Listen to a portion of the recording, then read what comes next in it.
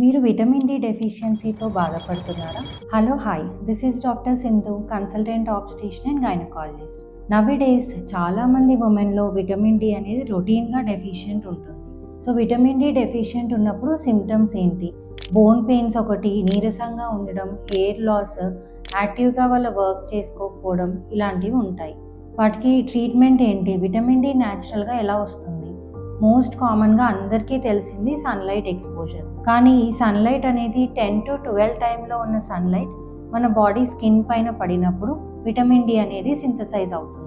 So hands and legs సన్కి expose అయ్యేలాగా 10 to 11 టైంలో ఒక 15 మినిట్స్ సన్ ఎక్స్పోజర్ అనేది కావాలి. అలానే ఫుల్ డ్రెస్ వేసుకున్న, హ్యాండ్స్ అండ్ లెగ్స్ కవర్డ్ ఉన్న సన్ ఎక్స్పోజర్ అయినప్పుడు విటమిన్ డి సింథసిస్ అవ్వదు.